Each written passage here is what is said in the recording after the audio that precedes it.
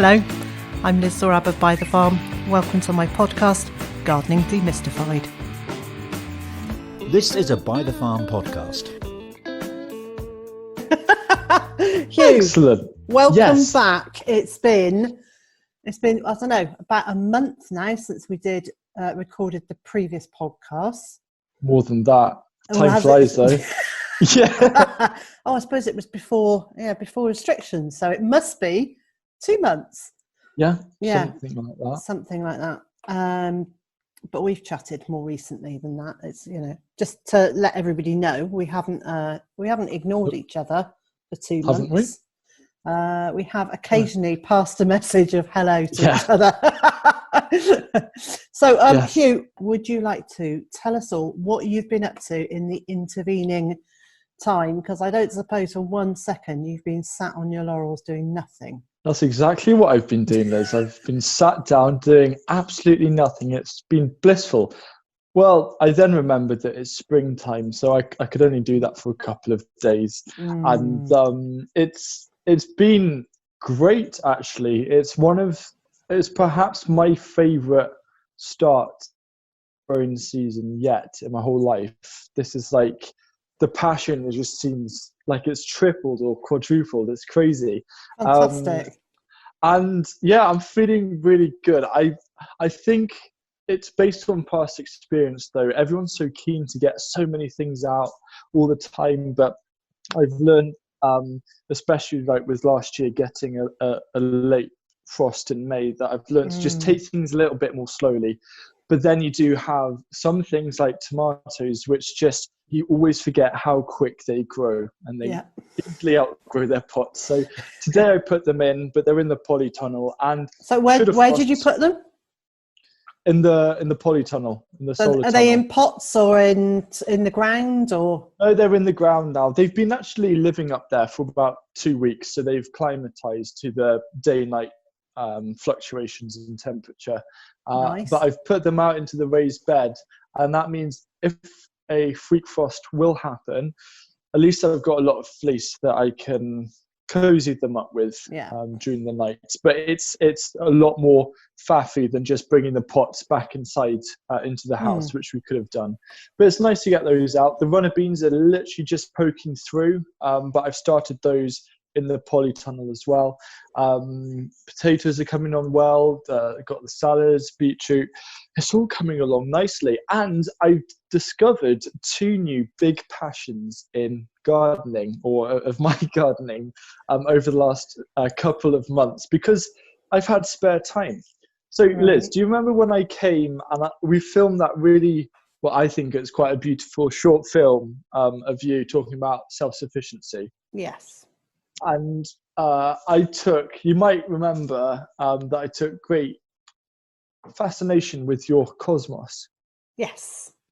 So today I kind of planted out over 100 cosmos seedlings into bigger pots. Oh, fantastic. So what sort of cosmos are they? Mixed colours or a particular colour? I've got dwarf mixed. The dwarf one's nice. I've also got some, I forget what it's called, but I've also got candy stripes or something different. Nice. I've got 3 different types of cosmos, so that's going to be fun. And I'm actually having a lot more of an emphasis on cut flowers, but also flowers for pollinators this year. Yeah. So I've got cornflower, which is just beginning to sprout, and I've got a load of other flowers that I'll start planting out soon. And I've got 3 wigwams of sweet peas situated around the garden, because how I see it is I want, especially in July, that's a prime month, right? I want to walk into the garden and I just see splashes of colour all over the garden. That would be lovely. Now, I know sweet peas are one of your favourites, aren't they? Yes, they are. So that's one of the passions. The other passion that I've discovered is perennial vegetables, which I suppose I can also attribute to you being an influence as well. So thank you, Liz. You're completely guiding the way I garden these days. So hold me to ransom for that. But I've been planted out, I'm trying to remember, probably 16 asparagus crowns over a week ago. Lovely. I've used this this kind of mound method. So I've done a mound. I've put the asparagus crowns then over this mound, so the roots spread out and downwards. And then I've just covered the mounds with about 3 or 4 spadefuls of a compost soil mix. So there were like little molehills of asparagus. And today in the garden, I've noticed that some of them have got little shoots coming out, which is really exciting. Planted out a globe artichoke. I've got a lot of things on the way in terms of perennial vegetables. And the most exciting one is probably, well, in terms of what I've shared with Instagram, which is not much at all. But did you see the post that I put out about hostas? I did. I saw you bought, I don't know, you had about three different ones or something? Yeah. Because they're not just ornamental, are they? No, not at all. They're edible, and all hostas are edible. I thought it was amazing. So the way you can actually use them as a crop for the hungry gap. So when they first send up their shoots, they're kind of this curled little shoots. So you can cut these just like asparagus, and the best way to apparently cook them is to saute them in a hot pan, almost like a wok or something like this. So I decided I'm going to buy some hosta, different varieties, let them grow, and hopefully in 2 or 3 years, fingers crossed, they'll be nicely established, and I can add something else as well as the asparagus by then to the hungry gap. Because 2 years ago we tried planting asparagus using the trench method. It was just too deep, the soil is too clay, and they all just rotted. So it's nice to adapt and not give up. So mine are using that mound method as well. And then as time's gone on, I've carried on putting mulch on it. So when you look at it, the bed now, it looks level, but the crowns are actually sort of sitting on that mound underneath all the mulch. What would you recommend that I'd mulch with asparagus in future years? Oh, mine's had, it's had garden compost. I put quite a lot of leaf mould on the first year. Basically, I put on anything I can get hold of, but I'm putting on stuff that's already broken down rather than straight grass clippings fresh. So I'm using composted materials on it. Okay, because I was thinking, like, would you recommend wood chip or not? I haven't put wood chip on mine. Yeah. And given how much wood chip I've got here. I'm surprised you put wood chip on everything. I remember having a tea and I was like, I asked for sugar, not wood chip, but thank you. Now, on the same vein as some hosta, Huw, I have a bit of a plant for you here to add to your perennial unusual veg. I've got a little bit of Solomon's seal. Oh, nice. Which you can also eat, like a poor man's asparagus. So when the tips first come up in the spring, it's another one to add to it. And then, of course, it then provides you really pretty flowers. So the flowers are they easy to grow? Well, they're pretty unfussy. Okay. That says enough. If it's growing here, it's got to be fairly unfussy, because I am very much put a plant in and leave it to survive. Good. And I mean, I was watching just the other day there was a agroforestry interview with a guy called Mark Shepherd, and it's called this. I think it's called a stun method. So it's sheer total utter neglect. So what he did was he put in loads of different varieties and just left them for 10 years, and then came back to see which ones performed, which didn't. And then he just focused on the ones that performed, rather than trying to force the ones that didn't perform as well in his climate. Because what's the point? It's best to just look at the ones that do grow well for the soil. So I think in a way you're almost naturally doing that stun method. Yes, it's that theme of lazy woman's gardening, but it's not. It's not that I'm lazy. It's just I'm trying to achieve an awful lot in that's what they all say. A certain amount. Yeah. In a certain amount of time, and I mean, as you know, the food forest and veg garden area is about half an acre. I'm managing that on my own. It's impressive, and to say the least. It's quite weedy, to say the least. So, so some things have to give, and it's the weeding. We were talking about this the other day. I weed between rows of plants that don't want to be competing against weeds, and the rest of it I let do its own thing. Great, love it. And how is your planting going for your veg boxes this year? Good, really good. There was a slight panic. So last year, I think I did 7 veg boxes. This year I'm doing 20, which is still really small, but it feels enormous when I start thinking about. It feels massive. So how many onions do you need? So you want to put a couple of onions a week into veg boxes. There's 20 veg boxes. So that's about 40 onions a week times 20 weeks. And when you suddenly go, oh, that's quite a lot of onions. as well as growing as well as yours, as well as growing enough for us for the year. And that takes up a huge amount of space. So I'm having to think about, if I'm putting those in, what can I grow into crop while they're young that I can get going that will also work. So I'm just trying to make the best use of the space we've got. Do you see veg boxes almost as being an opportunity to try and make people or the public aware of more unusual foods to give it a go? Because I think it could be quite interesting just to chuck something in and say, oh, by the way, this is something different, let me know if you like it. Because and that's absolutely what I did last year, and people have said, most people came back and said they really liked that they were getting different veg. Some came back and said that they individually didn't like a specific thing, but then we can't all like, we don't all like all veg. No, that's very true. So, I think veg boxes are a really exciting way forward to introduce local residents to local growers and to build those kind of relationships, so that as a consumer you know exactly where your food is coming from and how it's being grown.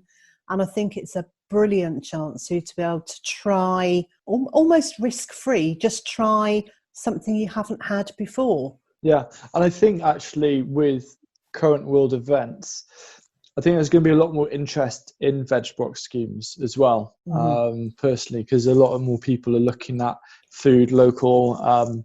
People are beginning to realise, oh, why isn't this in the shop? Oh yeah, it's not seasonal. So it's a lot harder to try and get in. So hopefully for people just starting out with their veg box schemes, it'll just bring in more interest and also maybe inspire more people to create veg box schemes in the future. Yeah.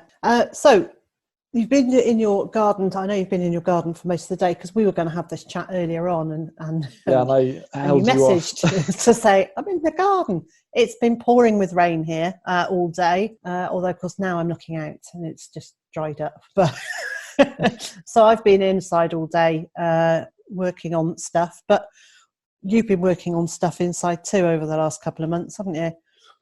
I have. Yes. I've been working on something.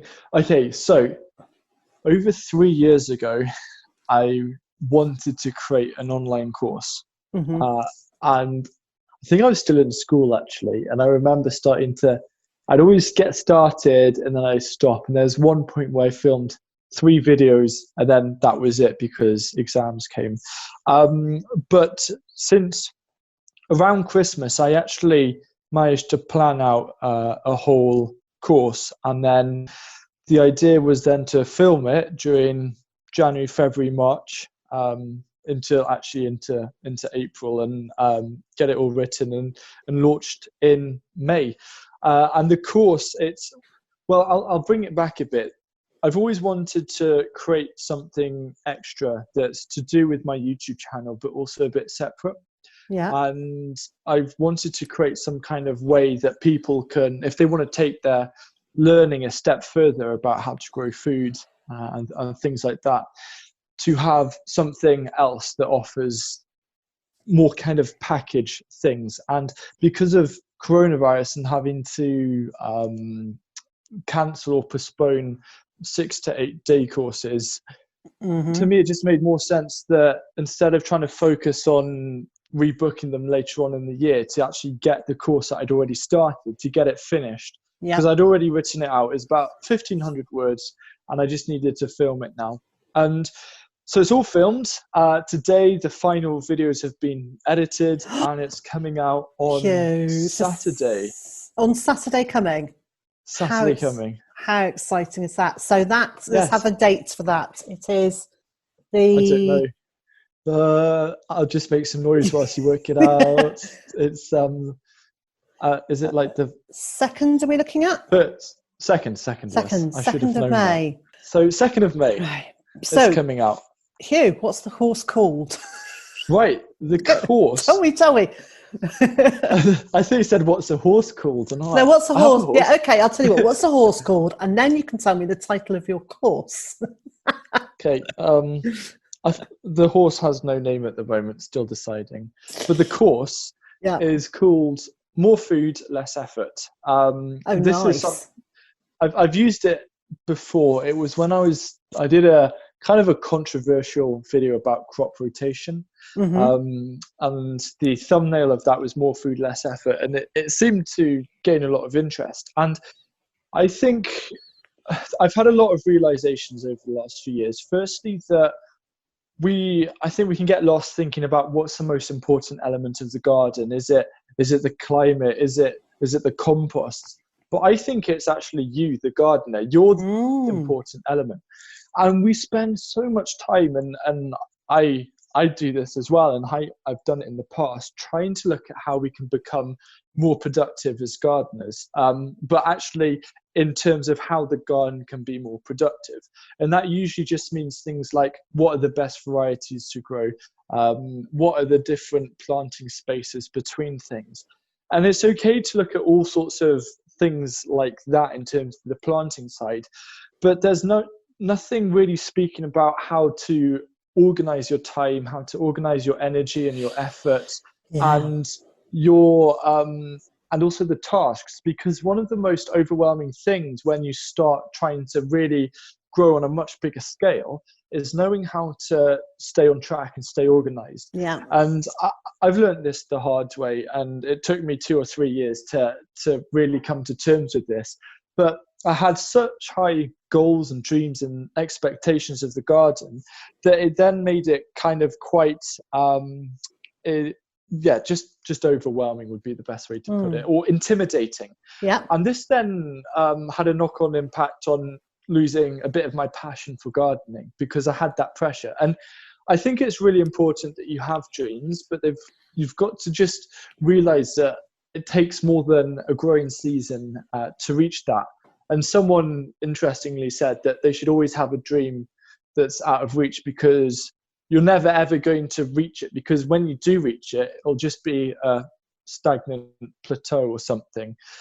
I don't know whether I agree with that specifically, but I wanted to really create a course to show gardeners how to actually be more productive themselves, how they can be more efficient. So then in turn, the garden will be more productive and more efficient. So this is actually a course not to make your garden more productive. It's a course to make you more productive, which then in turn makes your garden more productive. So it's not a course about gardening. It's a course about a gardener. It is. It's nice. It's about you, the gardener, because it's such an overlooked thing, and I'll be droning on about this a lot. And I just believe, and this is a lot as well in terms of my own practice and my own trial and error, trying to set up systems, ways of how to best organize a task, trying to work out what's the best way to prioritize what needs to be done. How can I still have that enjoyment factor? Because for me, it's about having a garden where I can escape from the real world and just enjoy a lot of food. And so loads of testing. I then came up with 12 key lessons that all have either 1 or 2 key points, such as how to manage big projects. So if you have a really big project, how to approach that, and all sorts of things like that, really. So I've built it into 12 lessons for now. I will be adding more things as time goes on, but for now it's 12 lessons. It's all written up as well. And it's trying not to go too in depth, because I think another thing that's been a bit of an issue is that so much information now about gardening is very in depth, and it doesn't give people control or the freedom to adjust things. So I kind of introduce the concepts, explain it, how it works, what the benefits are, how to then do it, but then it's up to you to find out how it works. And there are things like how to set habits as well. And I mean, I have no idea how it's going to do, but it's something that I've been spending a lot of time trying to learn and perfect. And I think ultimately it's why I feel so confident and passionate this year, because I'm actually implementing everything that I say in the course. Brilliant. And I don't feel stressed. And it's amazing. And yeah, it's I don't really want to even leave the garden to come to think about it.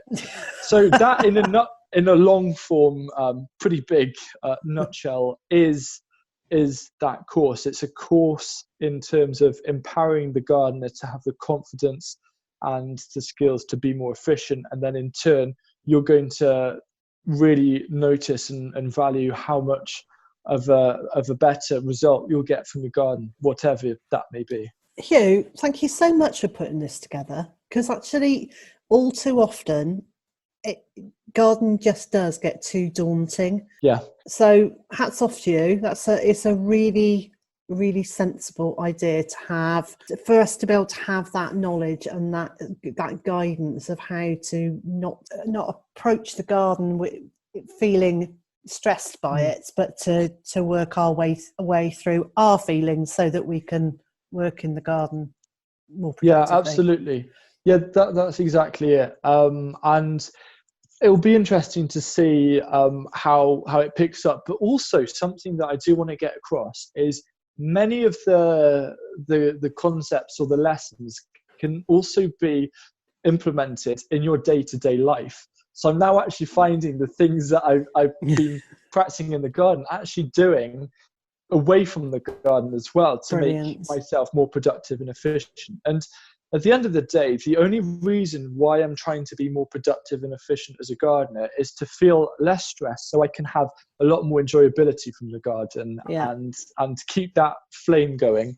And there's going to be some people, like always, who are going to be like, oh, you just stick something in the ground and leave it. Gardening isn't meant to be complicated, and that's okay. But I know there's a lot of us who have ambitions and larger things to manage. And so this is it, if you wanted to take it to the next step. So the course is going to be lifetime access. So you just get it, keep it forever. And the important thing as well is that what you learn isn't just going to have an impact on the first year.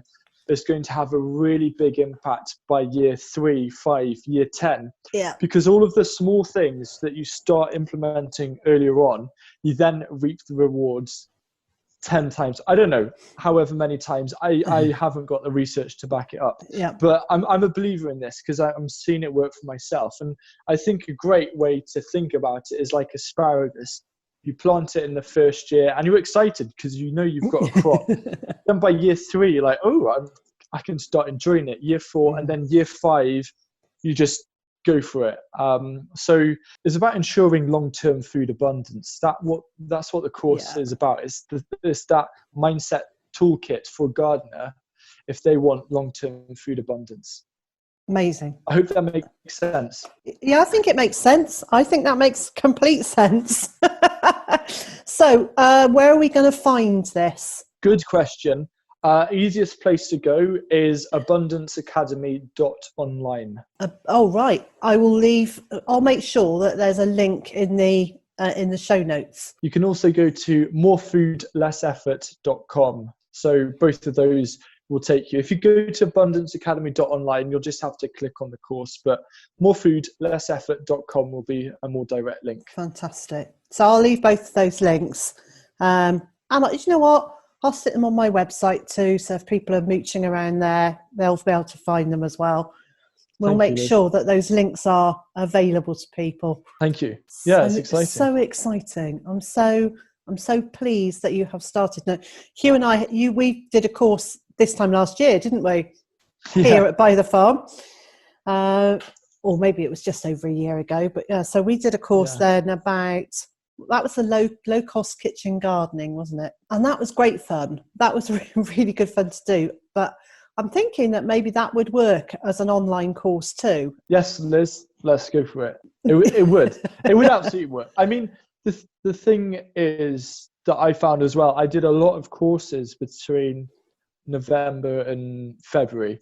And these were day courses, and these are great. I had groups of 12 people come along, but it is so tiring. By the end of the day, you're so tired doing just teaching 12 people from 10 till 4.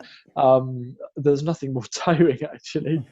But it's great. It's great. It's great to help those people. And it's exhilarating. I mean, I love teaching courses, but yes, you're right. It's tiring. So that's why doing it online and doing online courses, they're not going to be a complete replacement, but they're just going to be something different to add on, because I have a lot of international viewers, as do you, who will want it. And also, this isn't the only course I'm going to make. I'm actually planning to make perhaps 2, possibly even 3 online courses a year on the Abundance Academy. So I just want it to be this place where you can just go, and courses about all sorts of different things. A few that I have planned is a more detailed course on how to do the month-by-month plan for your vegetable garden.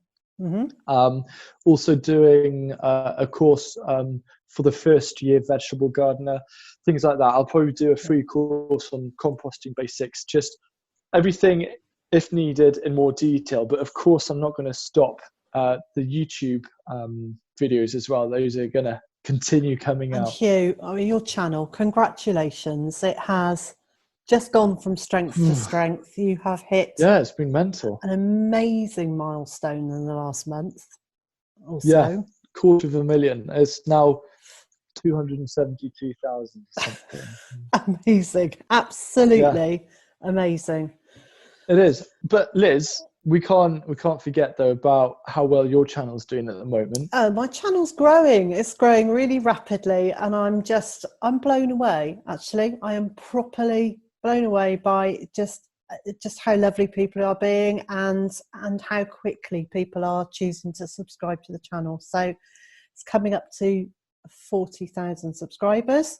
It's exciting. It is really exciting, and I suppose I'm looking at, within a year it's going to be at 100, and then just like you, sky's the limit.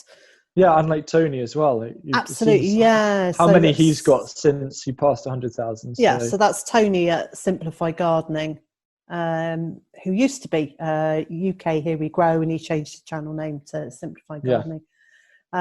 So he hit 100,000 subscribers in the last month, and it's galloping now. It's been amazing. Yeah, it's crazy, really. I mean, the thing is, what's really helped is that there's so many people looking at growing food again, and I think this is brilliant. And it's great to see so many. I've spoken to so many people just mainly through Instagram direct messages who have started taking up gardening within the last month or 2, and they're already starting to get their first harvests. And it's just brilliant to see, and hopefully it will have a bit of a snowball effect and get even more people involved. I hope so. I would love to see a complete resurgence of people eating food from their gardens.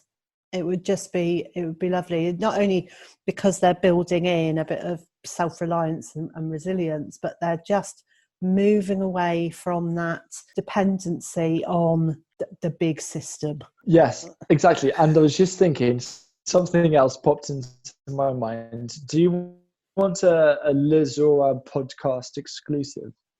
Yes. Okay. This year, I am not following any garden planting plan at all. I'm doing it 100% intuitively. Fantastic. So I haven't told anyone but you now, and obviously all of you listening. I always like to try and do new things and test things, and I'm really pleased with how the monthly plan has done in terms of increasing the yields that I've got compared to the annual plan. You can't I personally, I couldn't really see a bigger difference. But then I thought, well, it's mainly because of speaking to both Susan from Shetland Isles, the Polycrub, and also to you, you do a bit of intuitive gardening. And I thought, I'm going to set myself the example, because I know roughly how much space is needed and what different places are and how the seasons work. Let me just try a year following no plan at all and seeing how it goes. And it could be a complete disaster, but I don't know. But it's hugely exciting. And I look forward to keeping you in check in terms of the highs and lows of that experiment. Good. Will you come back and talk about that every couple of months and make sure that we actually just kind of keep following that through the year? Absolutely, yeah. Yeah. Brilliant. Yeah, it'll be useful to know what I feel are the biggest challenges just starting this out, because I always like a plan. But so with intuitive gardening, I'm hoping that it's going to just give me a bit more freedom, and I'm just really curious to see how on earth it's going to work out. It'll be good. I promise you, it'll be good. Let's hope so. Okay, Huw, I was waffling. Looking at the time, time is racing ahead. So I'm just going to say to you, I think we ought to start thinking about wrapping this conversation up. But is there anything else you would like to add, to say, a hint, a tip, any of those things before I pull this to a close? Okay, no pressure then. I'm going to just give one final tip, which is it could have been included in the More Food, Less Effort course, but I didn't put it in. And it's something that I've been trying to practice a lot more of recently, because it's really important that you read gardening books and watch other channels to get ideas and inspiration, but sometimes it can be a bit information overload and you're not really sure what to take. And also the other thing is, very often you start forgetting bits of information and it doesn't quite create a whole picture. So what I've been doing recently is reading around things that I'm interested in, but actually leaving the smaller parts to learning about them when needed. It's called the just-in-time method. So, for example, the asparagus crowns arrived and I had no idea how to plant them properly apart from the failed trench method. So I thought they're on the way now. I'm now going to learn about it because it's fresh in my mind, and I know in 2 days' time I can apply that knowledge rather than trying to learn it other parts of the year. So try and get into the habit of not worrying too much about having to know everything about gardening, because everyone wants to be an expert, and I learn so much every single week just by doing and trialing. So don't try and learn everything, try and learn all the different varieties off by heart. That isn't going to help. What's going to help is just taking things step by step and learning and reading up about things as you do them. And I think things like failure is a perfect opportunity to then do a little bit more. But ultimately, just don't stress about trying to know everything about gardening. It will come in time, but just take it one step and learn it as you go. And that's going to really save you a lot of time as well. Brilliant. Huw, thank you so much. So I will leave the links to your course, More Food, Less Effort, at the Abundance Academy in the show notes and also over on my website. Huw, thanks so much for joining me. We are going to be chatting again soon. I know that. I look forward to it. Thanks, Liz. Cheers. And so, wherever you are in the world and whatever you've got planned for today, I hope it's a good one. And I also hope you'll join us again next time. The podcast you've been listening to is a By the Farm production. All rights reserved.